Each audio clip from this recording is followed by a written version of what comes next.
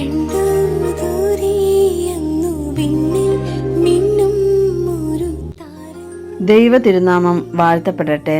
സ്നേഹമുള്ളവരെ, സ്നേഹത്തിൻ്റെ, സമാധാനത്തിൻ്റെ, സന്തോഷത്തിൻ്റെ ഓർമ്മകൾ ഉണർത്തുന്ന ഒരു ക്രിസ്മസ് കൂടി ആഗതമാവുകയാണ്.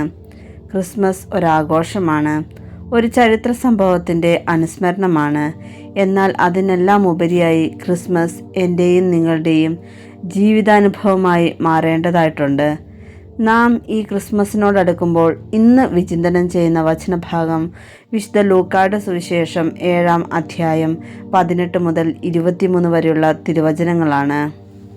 രക്ഷകനായ മിശിഹ വരുമെന്ന് പ്രവചിക്കുകയും വഴിയൊരുക്കുകയും ചെയ്ത സ്നാപക യോഹന്നാൻ തടവറയിൽ കിടക്കുമ്പോൾ തൻ്റെ ശിഷ്യന്മാരെ യേശുവിൻ്റെ അടുത്തേക്ക് അയച്ച് ചോദിച്ച ചോദ്യമാണ് ഈ ഭാഗത്തിൻ്റെ കാതൽ.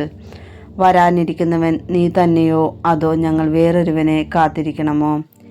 യോഹന്നാൻ്റെ ശിഷ്യന്മാർ വന്ന് ചോദ്യം ചോദിച്ചപ്പോൾ യേശു ഒരു ദൈവശാസ്ത്ര വിശദീകരണമോ സ്വയം പ്രഖ്യാപനമോ നൽകിയില്ല. പകരം അവൻ രോഗികളെ സുഖപ്പെടുത്തുകയും അശുദ്ധാത്മാക്കളെ പുറത്താക്കുകയും ചെയ്തു. എന്നിട്ട് യേശു അവരോട് പറഞ്ഞു, നിങ്ങൾ കാണുകയും കേൾക്കുകയും ചെയ്യുന്നതെല്ലാം ചെന്ന് യോഹന്നാനെ അറിയിക്കുക. കുരുടന്മാർ കാണുന്നു, മുടന്തന്മാർ നടക്കുന്നു, കുഷ്ഠരോഗികൾ സുഖപ്പെടുന്നു, ചെകിടർ കേൾക്കുന്നു, മരിച്ചവർ ഉയർപ്പിക്കപ്പെടുന്നു, ദരിദ്രരോട് സുവിശേഷം പ്രസംഗിക്കപ്പെടുന്നു. തൻ്റെ മറുപടിയുടെ അവസാനം യേശു ഈ സുപ്രധാനമായ വാക്യം കൂട്ടിച്ചേർത്തു, എന്നിൽ ഇടർച്ചയുണ്ടാകാത്തവൻ ഭാഗ്യവാൻ. ഇതാണ് ഈ വിചിന്തനത്തിലെ ഏറ്റവും ശക്തമായ സന്ദേശം. യേശുവിനെ ഒരു വലിയ പ്രവാചകനായോ നല്ല ഗുരുവായോ അംഗീകരിക്കാൻ പലർക്കും സാധിക്കും. എന്നാൽ ഒരു സാധാരണ മരപ്പണിക്കാരൻ്റെ മകനായി വന്ന് താഴ്മയോടെ പ്രവർത്തിച്ച് കുരിശിൽ മരണം വരിച്ച യേശുവിനെ രക്ഷകനും ദൈവവുമായി അംഗീകരിക്കുക എന്നത് പലപ്പോഴും വിശ്വാസികൾക്ക് പോലും ഒരു ഇടർച്ച ഉണ്ടാക്കിയേക്കാം.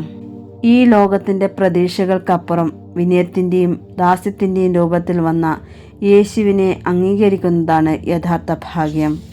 ഈ ക്രിസ്മസ് നമുക്ക് ഭാഗ്യമുള്ളവരായിരിക്കാനുള്ള അവസരം നൽകുന്നു.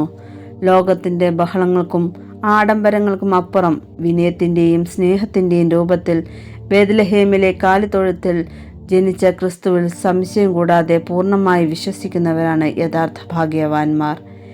ഈ ക്രിസ്മസ് കാലത്ത് നമ്മുടെ മനസ്സിലെ സംശയങ്ങൾ മാറ്റിവെച്ച് താഴ്മയുടെ രൂപത്തിൽ നമ്മുടെ അടുക്കൽ വന്ന രക്ഷകനെ പൂർണ്ണമായി വിശ്വസിക്കാൻ നമുക്ക് ശ്രമിക്കാം. അതിനായി ദൈവം നമ്മെ അനുഗ്രഹിക്കട്ടെ.